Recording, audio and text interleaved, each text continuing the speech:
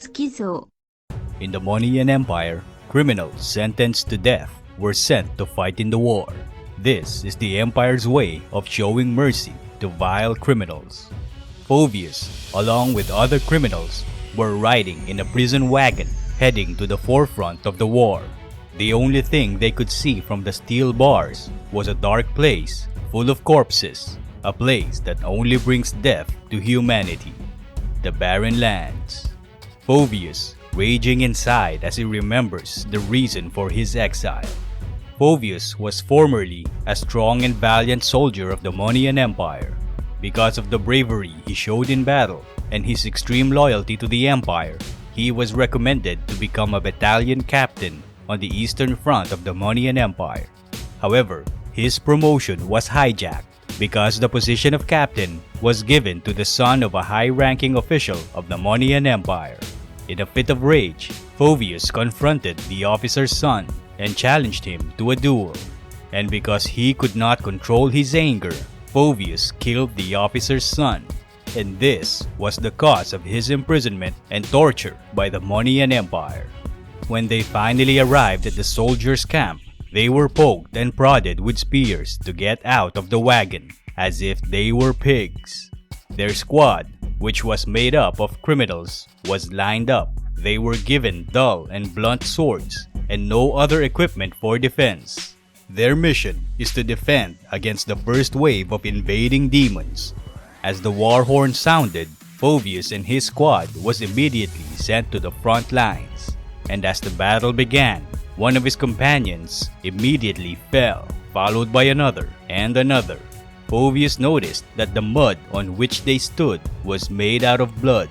The army of demons mercilessly killed his comrades, and Phoveus realized that in order to survive this war, he himself must act like a demon, a ruthless creature whose sole purpose is killing. No matter how many demons Phoveus kills, there seemed to be no end to the horde of demons rushing in. He fought until all his strength was exhausted, and only his will was sustaining him. He did not notice that he had moved away from his battalion, and he was stranded on a rocky place.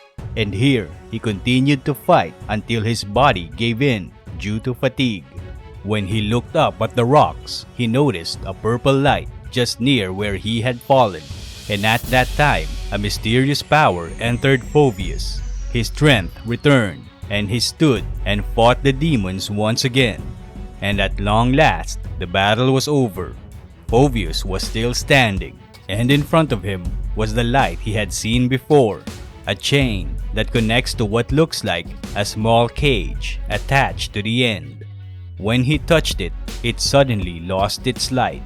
Phoveus carried the small cage, and on his journey back to camp, he found other soldiers who had also been separated from their battalion. The soldiers were shocked and amazed at how a criminal sent to the front lines was able to survive this long. Although Phoveus was angry with the soldiers, he still joined them because it was too dangerous to be alone in that place. The fact that Phoveus could not survive alone in the barren lands infuriated him. Then suddenly, someone spoke. "Look at me. Listen to your heart, Phoveus. You desire great power." Phoveus immediately looked for where it came from, but it seemed like it was just in his mind. The voice he heard continued until he noticed the small cage he was holding. There seems to be a soul trapped inside. Power. It's because I'm not powerful. That's why I ended up getting taken in by these lowlives. That's why I can hardly fend for my own life upon this god-forsaken battlefield. My lack of power is the only reason I let those military bastards manipulate me like this. Were I only strong enough, I could escape the confines of this world. These are the true inner feelings of Phoveus. And then the voice urged him to accept its power. Phoveus continued his journey with the soldiers. The voice of the spirit in the small cage kept whispering to him. Phoveus held the small cage in his hands, and he also began to talk to the spirit inside. His lust for power only got worse. At sunset, when it got dark, the soldiers made a fire and brought out the wine to fight the cold night. Phoveus sat far from the group. He heard the stories and laughter, and he also smelled the meat being cooked by the soldiers.